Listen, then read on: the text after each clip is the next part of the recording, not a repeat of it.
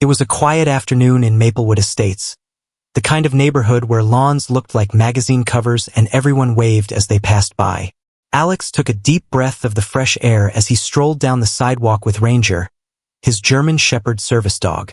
Ranger walked confidently at his side, wearing his black service vest. For Alex, Ranger wasn't just a pet. He was his lifeline, his anchor when anxiety struck, his steady companion through difficult days. As they approached the row of homes near the community garden, Alex noticed Karen standing by her mailbox. Everyone in the neighborhood knew Karen. She was the self-appointed HOA watchdog, always pointing out rules and sending in complaints about the tiniest things. Kids riding bikes on the sidewalk, flower beds, out of uniform, even someone's porch light being too bright. Today, her attention zeroed in on Ranger. Karen's arms crossed tightly as she stepped forward. "That dog of yours has been barking too much," she snapped. Alex stopped, startled. "Ranger? He hardly ever barks unless he senses something's wrong." Karen didn't care.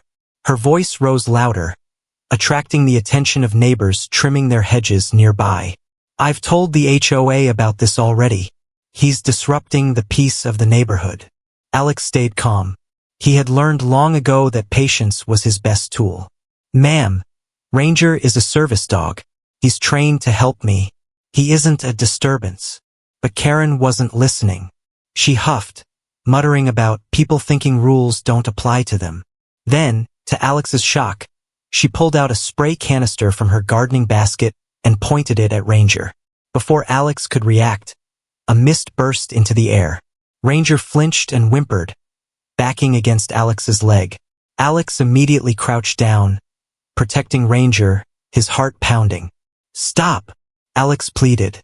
"You can't do that. He's a service animal." The spraying and shouting drew a small crowd. Neighbors leaned out of their windows and onto their porches, whispering among themselves.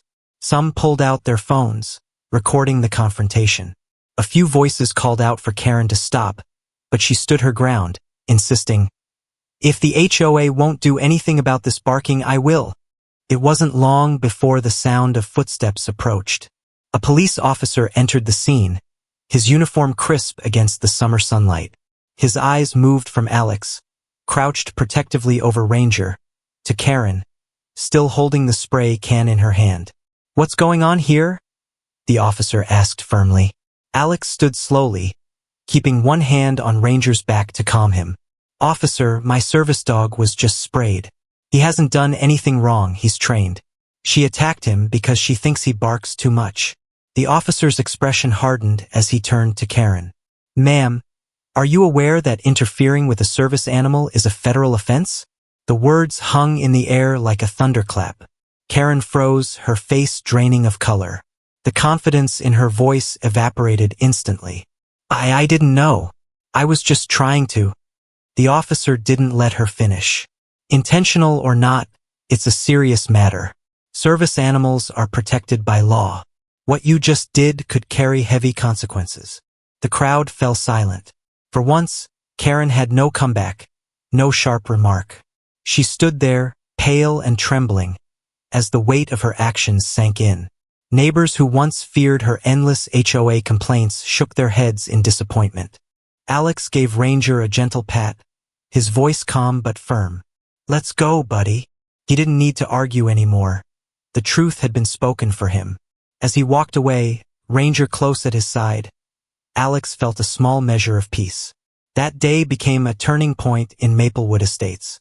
The neighbors saw that standing up for what was right mattered more than the loudest voice in the room. And though Karen would always be remembered for her complaints, she would also never forget the day she learned that empathy and the law were far stronger than her temper.